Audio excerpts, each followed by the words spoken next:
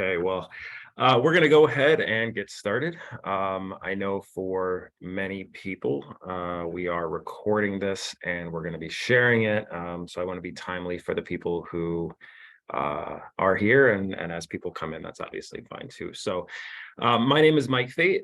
I am the director of our Capstone program here at the Franklin Center. For those of you who don't know, that is our adult education program for ages 18 to 28, focusing on sort of key transitions areas and then additional areas as well, which I'll talk about in the presentation tonight. A note to our existing Capstone families who are either watching live or will be watching the recording later. A lot of this will be overview. Some of it will be new information that you will want to know about. But if something looks familiar and you want to go ahead and kind of fast forward a little bit on the YouTube video, that's certainly okay. We've got about 50 people who RSVP for this, and the vast majority of them, I don't know who you are. I've never met you before. So we're going to kind of do some high surface overview stuff, and then obviously also kind of get into the details on some things as well. But one thing that I like to do always in videos or presentations like this is just say thank you. Thank you to everybody who is showing interest in our program tonight. Thank you to our existing Capstone families. We started this program 3 years ago, and it was me and 5 students out of what was essentially a broom closet.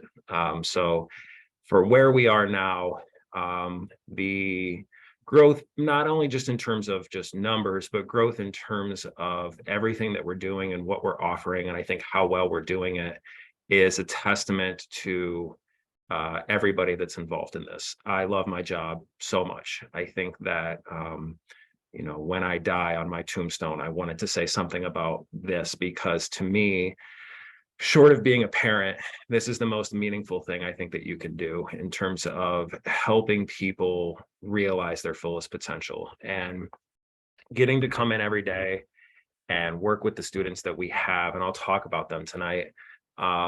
It's a wonderful opportunity, and it's a wonderful group of people, both staff, participants, family. I think our people and our culture is really kind of what shines through in the Capstone program, and I am always thankful that I get to be a part of that. So thank you. Again, a reminder, this video is being recorded. If you have a question at any point, please put it in the chat. I will address all of the questions that we received prior to, and then the questions that we get through the chat as well. But other than that, we'll go ahead and get started. Okay, so a quick rundown of the agenda. I'm going to start by sort of introducing the program in broad strokes, talking about our philosophy, our culture, kind of who we are. We'll talk about the need. We'll talk about the students in the program and kind of the demographics and the accomplishments that they've done. Talk about our staffing, our pedagogical approach and our instructions, some of our external relationships, our role as a provider of Voc-Rehab services. Excuse me. Talk about our full year schedule, the flexible ways that we approach different types of scheduling with our participants, talk about tuition rates for next year, the criteria by which we decide admissions, and obviously offer up opportunity for questions. Okay, so I lead with kind of culture and philosophy because I think this is the most important part. Like I said, we're a new program. We've only been around for 3 years. And I think that the thing that is really kind of laid the groundwork for this to be successful is we have a really good culture and we have really good people. Our kids are fundamentally nice people, and they're kind to each other. They're very supportive of each other. They want to be here. And part of that is our admission screening process, no doubt. But part of that, I think, is also the approach that we take in terms of how we work with them and just kind of the whole groundwork for laying the foundations of the program. So again, Capstone families, you can feel free to skip. You've heard this from me many, many times before, but I always start with the 4 pillars. To me, I think any kind of like adult mentorship relationship that we have in this program starts with those 4 pillars of responsibility, accountability, support, and trust. And to me, it's a 3-way relationship. It's the staff, it's the participants, and the families.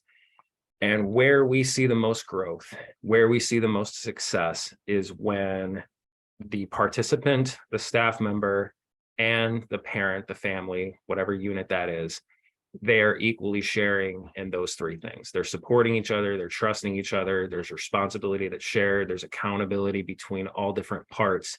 It's something we emphasize and talk about a lot, both internally and externally, because I think it just lays the groundwork for success. In the few areas where I think this program hasn't completely kind of served our clients in the way that I wish that it would, it's where one of those four things is missing. So we look for that and we reinforce it continually because I think it lays the groundwork for success. The other piece to that, and you can see on here my little sail ship. This is Scott Barry Kaufman. He is a cognitive psychologist who talks a lot about basically his replacement for Maslow's hierarchy of needs. And it's geared towards kind of, I don't think Scott's on the spectrum, but it's definitely geared towards, I think, people who have that kind of shared need. But he talks a lot about how before you can have growth, you have to have security. You have to have those feelings of self-esteem. You have to have some sense of connectivity to the world around you, and you have to feel safe. That is kind of at the core of how we begin to work with people too. I meet with all of our students at least once every 6 weeks, try to do it more. And through kind of everything that we do, we stress that feeling of being safe, feeling good about yourself, and feeling connected to kind of the whole group. And then from that, you can build towards the growth. You can kind of explore and find purpose and kind of move beyond into your adult independent world.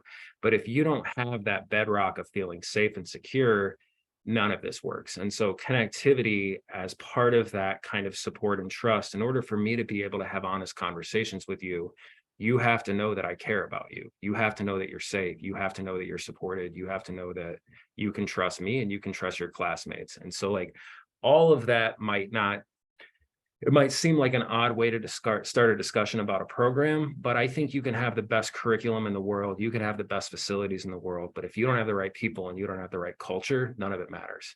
But if you have the right people and you have the right culture, everything else falls into place. And so we stress that, and we'll continue to stress that as sort of the root of who we are. Okay, I'm going to talk a little bit about need, but candidly, if you are here, I'm kind of preaching to the choir. You know what the need is. That's why you're interested in learning more about us. So the employment and the independent social living needs, they are well known. And the statistics here, I'm talking about people on the autism spectrum because we have to sort of pin the statistic to something. But understand also, I think about 30% of our participants do not have a diagnosis of ASD. So we serve a variety of needs, but the employment and the independent social need, it's known. The area where I want to kind of just touch briefly on, and this is maybe where the getting the word out about the need needs to happen a little bit more, is in that post-secondary high functioning, for lack of a better world is that post-secondary need.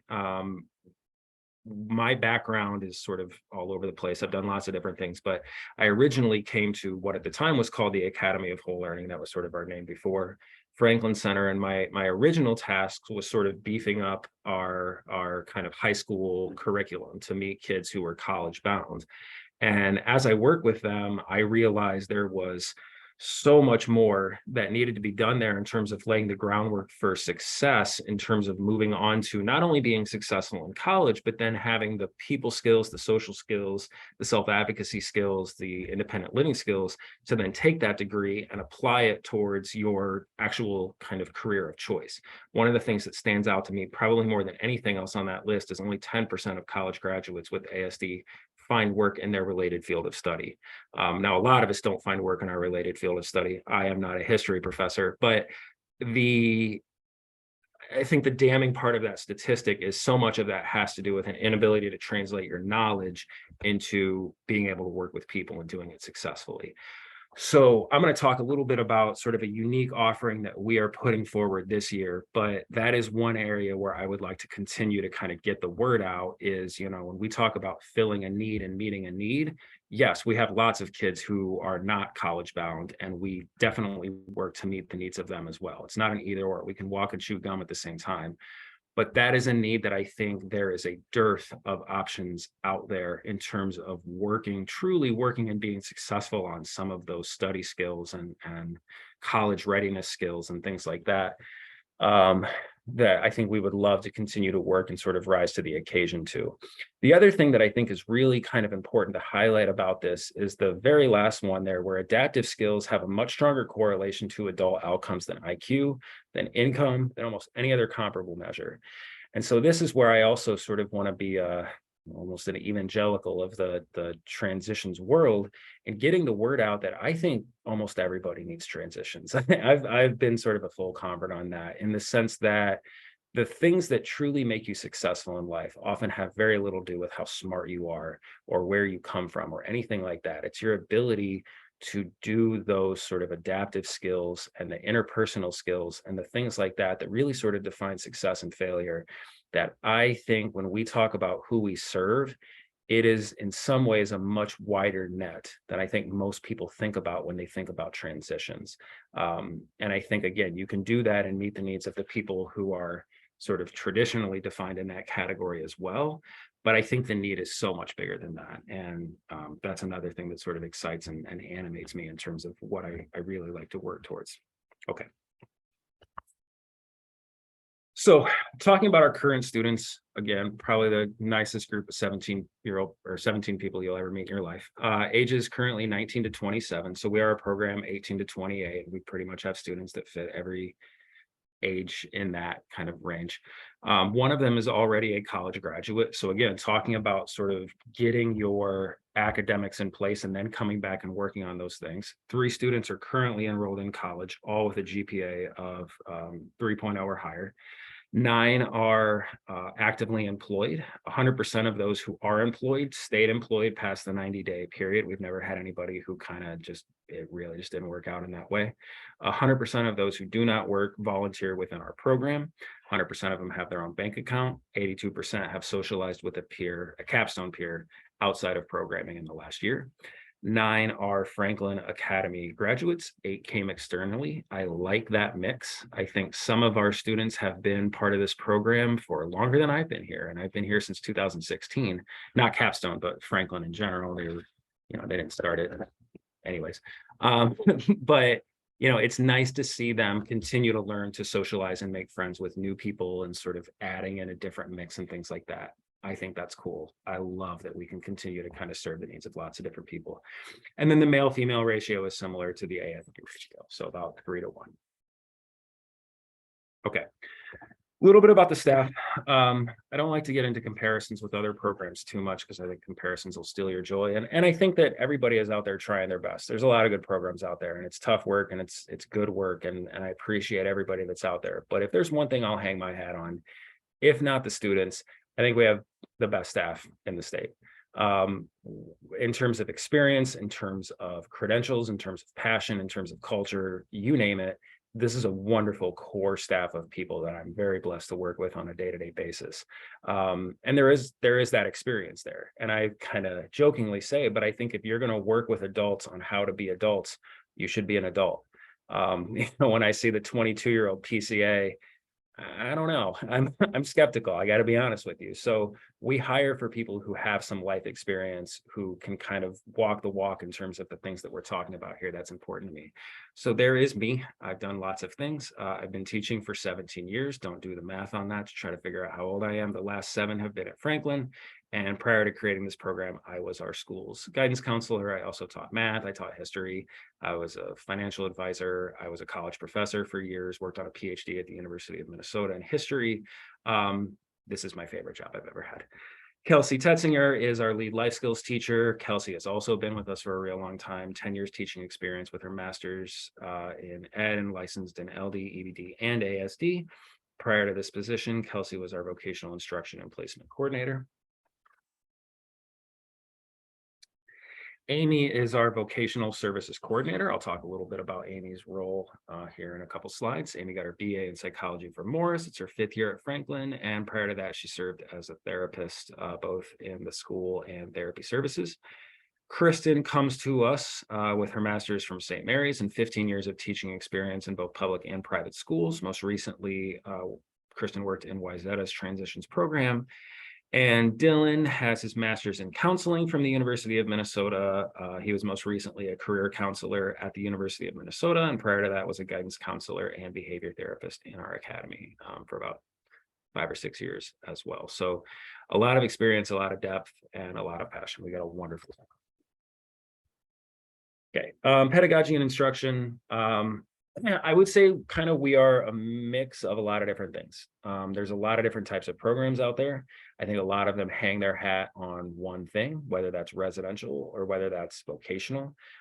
We have kind of done a barnstorming tour of lots of these different programs, and I've got to understand them a lot better and appreciate a lot of what they do. But I think, we've got some questions kind of about like, where exactly do you fit? What makes you different? I think one thing that makes us different is we try to do a lot of different things. So there are some programs where they're volunteering every day.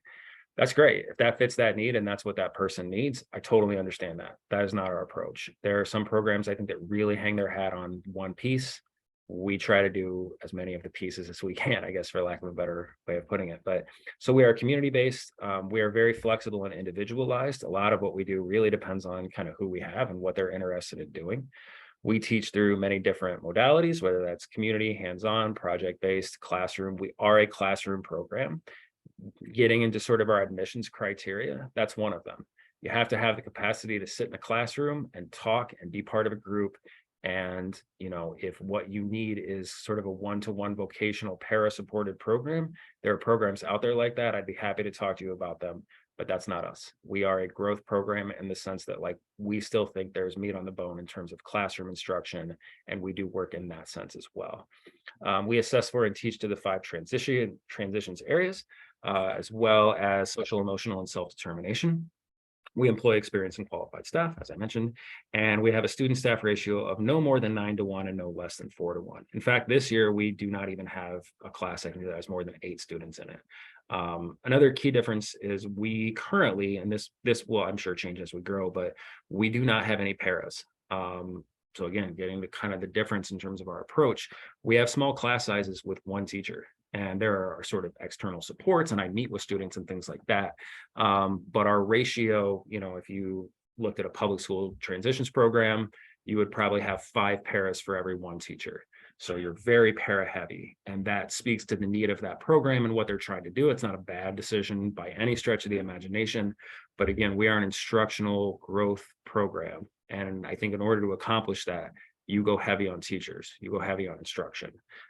You don't go heavy on supports. So external partnerships, because we only have 17 kids, we have 3 volunteer opportunities. Some of our kids go out to Rock Elm Tavern, some go to Shalom I'm going to say assisted living facility, and Prism, which is a food shelf and not thrift store, but that type, right? I like that sort of mix because there's lots of different, both sort of career opportunities in that, but also just like getting your hands dirty and doing lots of different types of things, which for us is really the goal of the volunteer opportunity, especially in this job climate. It's just about finding what you like. If you want a job, we can help you get a job, but the job doesn't have to come through the volunteer opportunity. I think that's a very outdated way of thinking about what a volunteer opportunity is for. To me, it's about skill building and assessment and just exposure. And the job can come through lots of different avenues. I don't think it necessarily comes through like one specific silver bullet external partnership. If you're employable, you're employable. If you're not employable, no external partnership is going to fix that, right? You have to work on the individual first, teach them the mindset, the employment skills, the adaptive skills, all of that stuff. And then from that comes the employment opportunity and the long-term sort of career success. We also work with the Wilson Fitness Center. We have a community fitness class that is both part class and then out in the community as well. And we've also done some other cool things with them. We are a partner or a provider through Minnesota Department of Employment and Economic Development, and that's our Voc-Rehab stuff, which I'll talk about here in the next slide. And then excitingly, we haven't signed the contract yet, so I suppose it could always fall through, but I've been working for a while with Hennepin Technical College that we are going to start offering a summer program that will also be open to non-capstone participants, which is like an intro to tech school class at the Hennepin Tech campus. So we will have students meet here. This will be, the first one will be in the summer in July. I don't remember the exact dates, but it's after the 4th, and I think it ends before July is over. So it's like a 4 week program. And more details will obviously come about that in the future, but it's like an intro to tech school, and it's supposed to be about providing both sort of an understanding of like, this is what tech school looks like in terms of like study skills and preparedness and stuff like that, but also an exposure to, these are all the different things that you can do at technical school. And we will meet, like I said, at the Franklin Center. We will drive them there, and then myself or another capstone member will be like the teaching assistant with that professor, that technical school teacher in the classroom. I think this is super exciting. I really hope it works. And I think that it has the possibility to create so many different other avenues of partnership as we kind of work to beef up and build towards more vocational and technical expertise, which I think is just vital for this population. So lots of fun external partnerships as we continue to grow. Okay, as I mentioned, we're a provider through Voc-Rehab. If you don't know what Voc-Rehab is, I don't have probably the time to explain it in this webinar, but basically what that means is that we contract with the state through counselors that go into the schools, both our school, our capstone participants, our academy participants, but also many, many external students as well in public schools and in the public. They're not even necessarily all students. Some of them are much, much older than that, providing pre-employment and employment general services. So the pre-employment services are career exploration, post-secondary exploration, work-based learning, workplace readiness training, self-advocacy. And then we also offer additional services in the areas of social coaching, permit prep, and job coaching. There are a few other ones that we offer as well, but that's sort of like the main core of what we do. I love Voc-Rehab. I think it is just vitally useful as a sort of one-to-one provider. We are in the process of working on licensure that's going to allow us to really grow in this area, which I think is another sort of huge need area. But I think it also allows us the opportunity, one, to kind of reach outside of our walls. So to take what we're really good at and provide it externally to the community. And Amy is phenomenal in terms of what she does.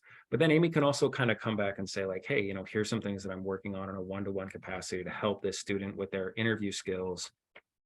You could use this in capstone programming as well. So like that, there's also been some real sort of iron sharpens iron benefit to that I love that about Voc-Rehab, and I think there's tons of continued growth opportunity with that.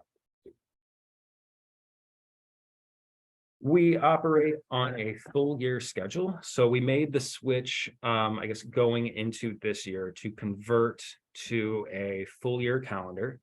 So by full year, we don't mean that we're here 260 days a year. That would be bonkers. But we are here essentially throughout the summer. So we're operating on a 43-week full year calendar. So our core programming runs Monday through Thursday. And then we also have all day Friday social events that are sort of an add-on to the programming options. We have 1 week in the summer that's community week, and that's for 2 kind of split up overnight multi-day trips outside of the Twin Cities. And we are never off for more than 2 weeks in a row. So there's essentially 43 weeks of programming, summer community week, and then 8 weeks off that are kind of split up throughout the year. And the reasons why we made the switch, I think, you know, first and foremost, it better reflects what the real world looks like. If we are going to be serious about preparing kids to be employed, a school year calendar just does not fit that model at all. We also have some participants who live by themselves. They live in an apartment and they need that programming over the summer. I had a parent come and look at us once and they're like, my kid would go insane if they were by themselves for 3 months. So, you know, it's a little bit more of like almost a day programming in that sense, that we don't ever want to kind of have too much of a lag. And for this population especially, I think that consistency and that kind of the regulation of having a consistent schedule has a ton of benefit. I've heard that from the students themselves. I don't know that all of them are over the moon about summer programming, but like some of them are very busy. They're here for 20 to 25 hours a week. They work another 15 to 20 hours a week on top of that. And do you get tired? Sometimes, but I like it. I like the consistent schedule. I like having something to do every day, something that's meaningful and that sort of wrap around in a lot of different ways. Some of our students also work with our psychotherapists in the clinic, so they can get that serviced here as well.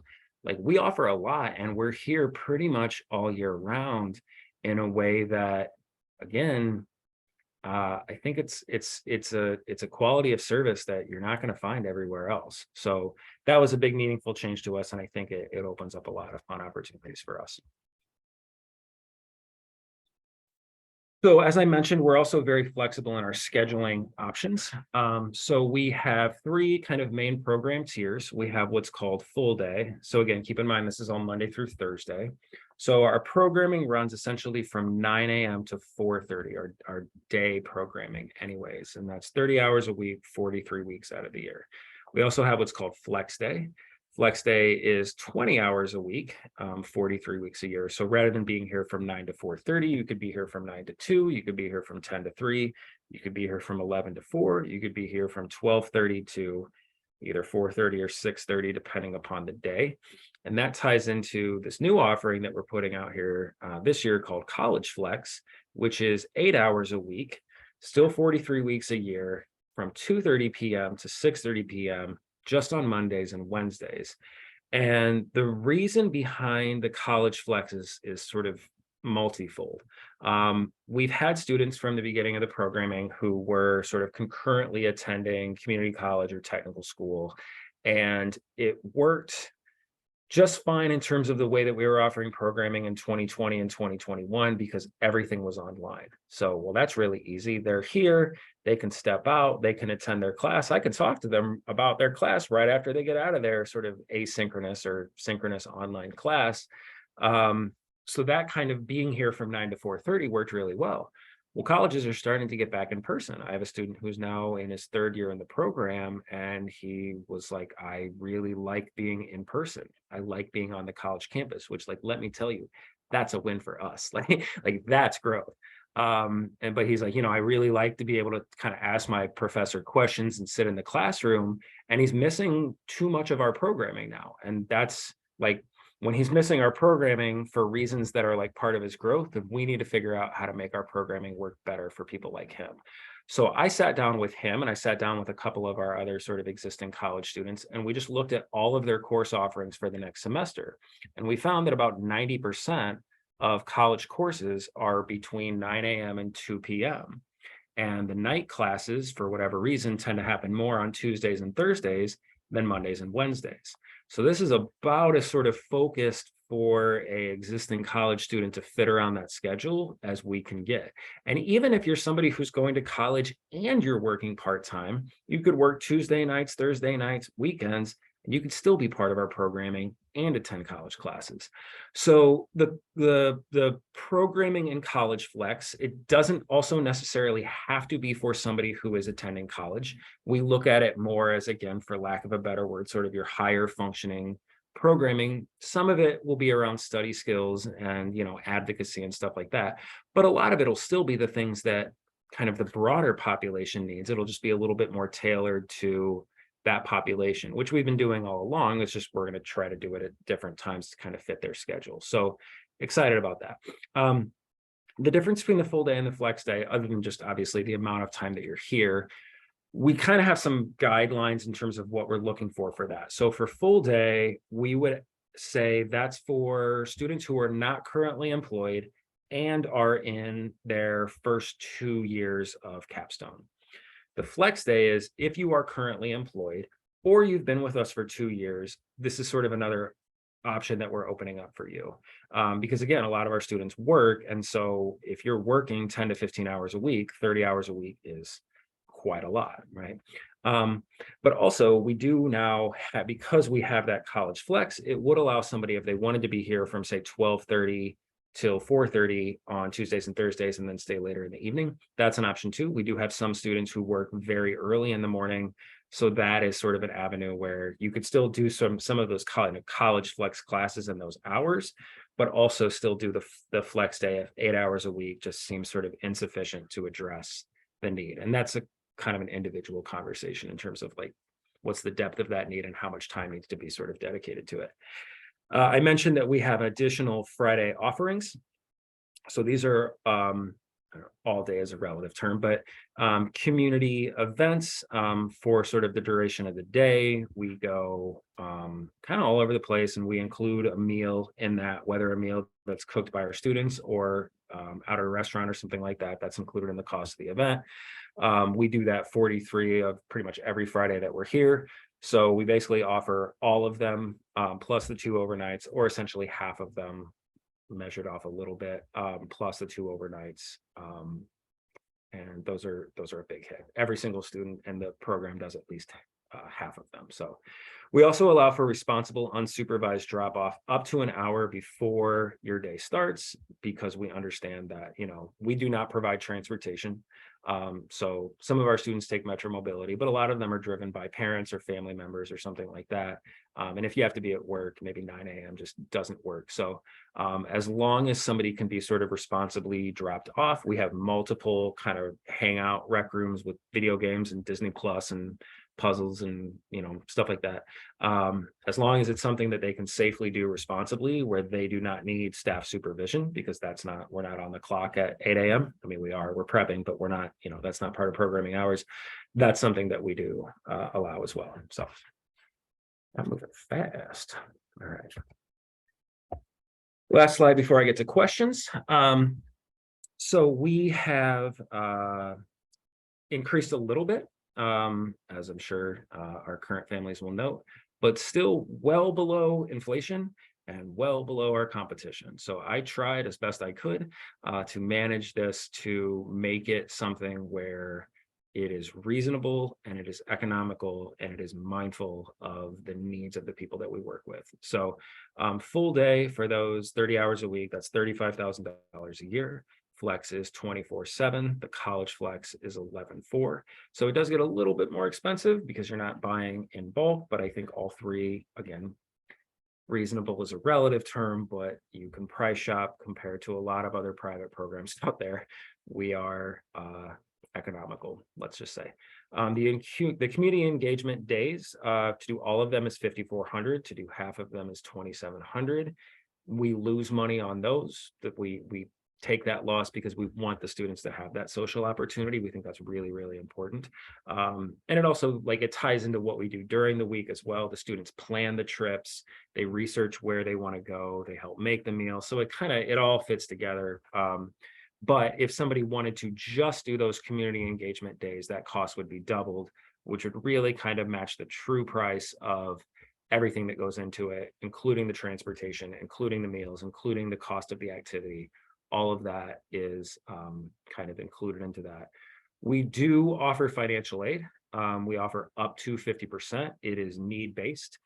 So there's a separate TADS application, just like with our academy, that you have to go through, but we do offer needs-based financial assistance. That being said, we are a program that is approved for CDCS waiver usage. So if you are on a waiver, it should cover all but maybe a little bit of those community engagement days. We kind of break that down in a separate document if case managers or social workers or whoever has questions, but it should cover the full cost of the tuition, and in most cases, most of the Fridays as well. As I mentioned, we're currently working on our 245D license that then would allow us to also accept DD waivers, so that you wouldn't necessarily have to go that CDCS route. And if you don't understand any of what I'm talking about, you're welcome to reach out to me directly. I'd be happy to kind of talk to you about the waiver because it is life-changing. I think everybody should explore that option if that option exists to you. So but again, it's going up a little bit because the cost of everything is going up. Our community engagement days have gone up the most as a percentage because that is directly tied to inflation, whether it's food or gas or activities, or pretty much everything is much, much more expensive than it was even 12 months ago. And so we do have to adjust a little bit accordingly to that, but we've tried to make that as reasonable as possible. That is, oh, not it. Sorry, one more. So admissions criteria. We are looking for slow and steady growth. So we've gone from 5 to 12 to 17. I don't think we'll take as big of a jump this year. I'd be very surprised if we did, to be completely honest with you. And some of that is intentional.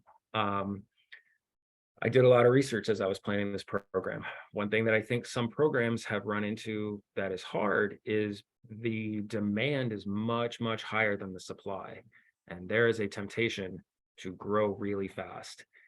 And that fast growth mixed with a really difficult labor market has put them in positions where they do not have the staffing to meet the need of what it is that they're trying to meet. And that's not their fault. God bless. But we have been very intentional about trying to grow slowly and only add maybe one staff member every year, in part because we want to do this judiciously. This is not a program for everybody. I'm very glad that there are so many different programs out there that do meet the need of somebody. I promise you there's a program out there that's best suited for you if it's not us. But we're not trying to be for everybody, because I think if you try to be for everybody, you are for nobody. So we have kind of our broad strokes admissions criteria, and then there's some other things that we kind of take into account on a case-by-case basis. But broad strokes, ages 18 to 28. There is no terminal amount of time in this program other than obviously 28. So in theory, you could start at 18. And if we were continuing to grow and find success through 28, that's an option. I don't think that will be the standard for most students in our program. We've had some who are only here for a year or 2 years. And when that makes sense, that's okay too. We have one who's been here for 2 years, and we're kind of telling them, it's time to find what's next for you because you're outgrowing who we are. So we're very honest and intentional about that. But I think, there's something arbitrary about having like a strict year cutoff point in terms of how long you can be here, because some of it is based on need. The age cutoff is mostly just about finding, again, we want connectivity in sort of natural social groups. And if you make that age group too broad, then you're getting 35-year-olds with 18-year-olds. And I think there's some sort of complications with that. But other criteria for admissions, you have to want to be here, not every day, not all the time, not with like unyielding enthusiasm, but you have to want to be here. You can't fight us on it. You don't want to be here. We also don't want you here. It's not fun for anybody. And you have to be invested in your own personal growth in some way. Again, not every day, not all the time, not with unyielding enthusiasm, but you have to be invested in yourself. You have to want to be part of this. We ask no recent history of physical or verbal aggressions, no issues with elopement. Both of those are pretty much non-starters. And I say recent, I mean, if you were 5, okay. But, we have to be able to trust you. We do not provide a one-to-one. We cannot provide a one-to-one. We will not provide a one-to-one. That is not who we are as a program. And so when we're in the community, I know where everybody is, but I also am operating under pretty good faith understanding that you're not just going to bolt on me for no reason. That complicates the entire mission of kind of what we're trying to do as a program. And so we're pretty upfront about that too. Some basic independence with self-care and movement about the community. Again, these are all relative things. Calm demeanor, relatively, again. Because of the population that we serve, we can't have somebody who's in making really loud, abrupt noises all the time. That kind of shakes up the whole dynamic. And then just foundational communication and literary skills. And all I mean by that is if I say something to you and you say something to me, we both understood what we just said. If I give you something basic to read with instructions or some classroom activity, you have that sort of core competency to be successful in a life skills type classroom setting, right? It's not algebra 2, but that foundational skill there has to be that sort of root application of things that we can work on. Would we work with somebody with a communication device? Absolutely. If they use that communication device, if they know how to use it well, if they can demonstrate that, absolutely. Would we work with somebody who has limited mobility? Absolutely. And that's probably the one caveat with the one-to-one. That is probably the area where we would provide one-to-one services. If you just need somebody to help with mobility, sure, we can figure out a way to make that work. One-to-one in terms of behavior, that's not who we are. So I hope that's kind of clear. But the easiest way to figure that out is put in an application, put it in inquiry, talk to Paul in admissions, set up a meeting with us, because a lot of it is really just that feeling out process of understanding who you are and what you're trying to accomplish, and what the fit is with us. So, okay. So I have a few questions that I printed off. I am a little unsure that if I click on the questions that are in the chat, if everybody will be able to see them. I hope not. That was kind of the whole plan. I had to create this Zoom. Our secretary's on vacation, so I'm not like a technical wizard. But let me ask the ones that were already provided, and then if there are still some in the chat, I'm happy to address those as well. So first question I got was, when does this start? Again, it starts as early as 18, and I would say probably no later than 27, because we have that 28-year-old cutoff point. We'd like to keep you here for at least 2 years to kind of get some success and growth, but pretty much anything in between that really kind of makes sense and it works for us. We have a lot of our students have come after they finish their public school transitions program. That's great. And if that's something that you want to take advantage of, and kind of, if you find your public school transitions program and you're really impressed by it, that'd be great. We are an option that exists past that as well. So it starts when it makes the most sense to start. We've had a few families who have reached out asking about, do you need could we start this before they even finish high school? I guess in theory, it's not a requirement, but I think just in best practice, get your high school diploma, finish up your high school years, and then we'll still be there for you. Is tuition the same as the academy? It used to be, it's not anymore. So because of a couple different things, it is a little bit, and then obviously we have those different tier structures, but no, we've kind of separated ourselves a little bit from the academy in terms of how much tuition is. What is the difference between this program and the program at a local school? Well, I guess it kind of depends partially on the local school. I mentioned a little bit, I think part of it is the differentiation between like teachers and paras. Again, I think public schools, at least the ones that I've been to, it's heavy on volunteering. We are heavy in other areas. Is one better than the other? No, I think it just kind of depends on what you find value in. I think volunteering has its place. I think it can be rote and repetitive as well. So if you need rote and repetitive, and there's value to that to you, then that's totally fine. But we're a little bit more like this. The other thing, and that we're a private program, and so we have, and it's certainly through no fault of the public schools at all, we have the ability to determine who we accept and who we don't accept. That helps with culture. That helps with being able to focus on our core mission of meeting the needs of people that we feel confident that we can meet the needs of. That's a big difference. And, I think that is something that, when you're evaluating your options, that is a big consideration in my mind. Are there full-time and part-time capstone options? Yes. Do you have staff there to be a one-to-one to a student? No. In fact, we couldn't. It wouldn't work right. How intensive is the program? This is a really good question. I would like to meet with you individually, because I think it really depends on who the individual is. It's not like on a scale of 1 to 10. It's certainly not a 9 or a 10. It's not a 1 or a 2 either. Our goal is not to be like super intense, but our goal is certainly to be challenging. If I felt like there was no challenge in anything that we did, boy, I'd be really disappointed in myself and the program. But it's definitely, intense is not a word that I would use to describe the program, especially because so many of our kids are also working and they're also attending other colleges and stuff. Like, it is a supportive, fun program, and we learn and we grow, but we're not intense. I don't think I would use the word intense. I'm intense, but not in that kind of a way. Can capstone students work part-time, full-time, and still get support? Absolutely. Absolutely. And you can also get it through Voc-Rehab too, if you need it, right? So we can do it through capstone programming, and we can also do it as a provider in other areas as well. What types of post-high school topics do students learn? Is it like a college? That's a really good question. So your 5 transitions areas are employment skills, independent living skills, community integration, sort of rec and leisure, and social skills. So those 5.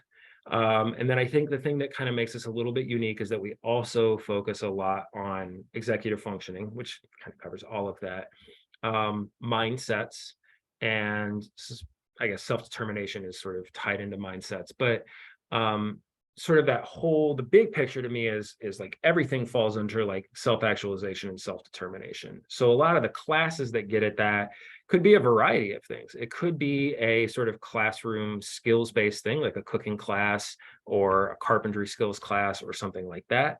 It could be a group discussion class. It could be a current events class. It could be a note-taking class. I mean, you can look at our course catalog. We try to offer a lot of different things, and that's a living document. So it changes over time, but ideally, I'd like to think that most of the things that kind of fit under that category and that sort of like what we're working on to build towards adulthood, those are the types of topics that we cover. Is it like a college? I don't use the word college to describe our program.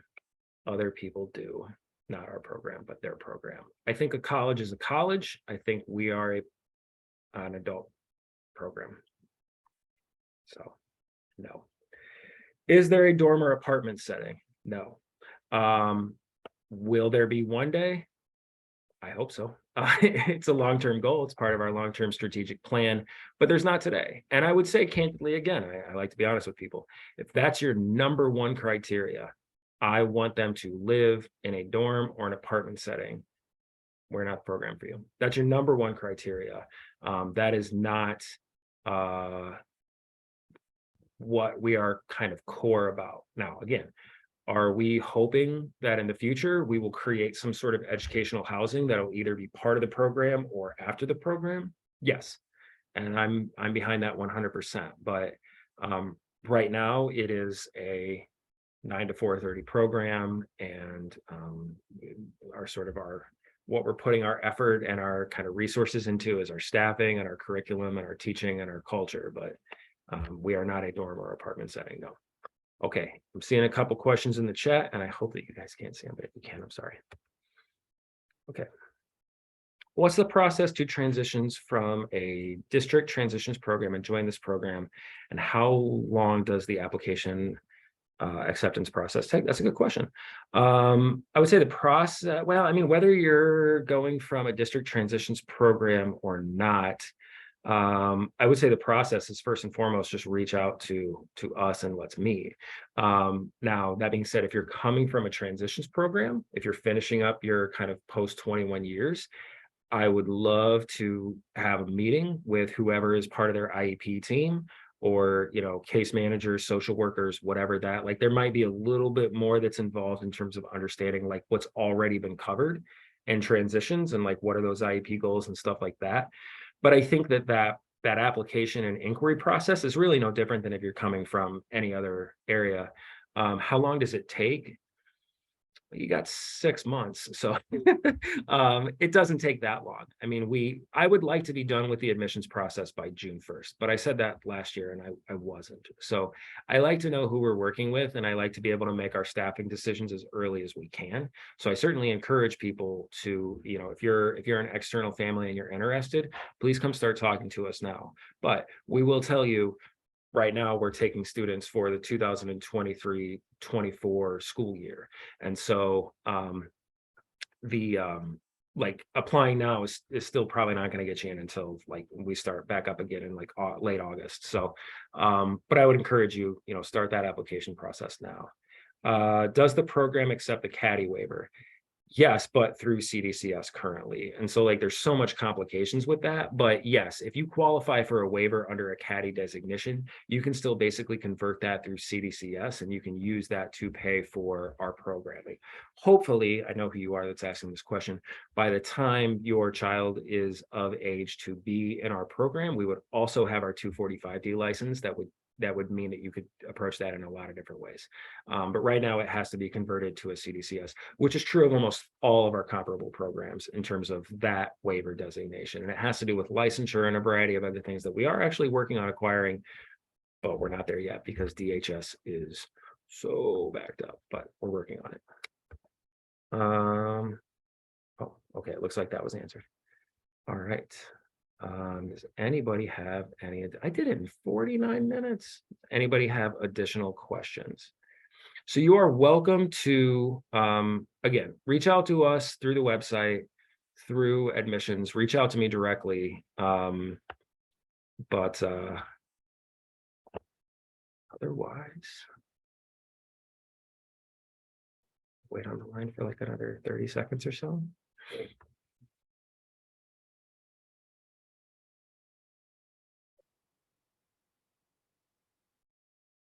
All right, I am seeing people starting to leave the call, so I think that is a good place to stop. Again, if you find yourself and you have questions after this is over, you're welcome to reach out to me or Paul directly.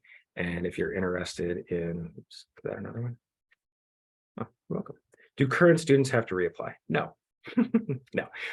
We will talk at spring conferences for current families about enrollment options for next year, but no, everybody that's part of this program, if you want to come back, you're welcome to come back. We love each and every one of you. Thanks for asking. Okay, so I will end it there. But again, if you want to reach out to me directly or Paul to set up an interview or a tour, please do so. And thank you very much. Have a good night.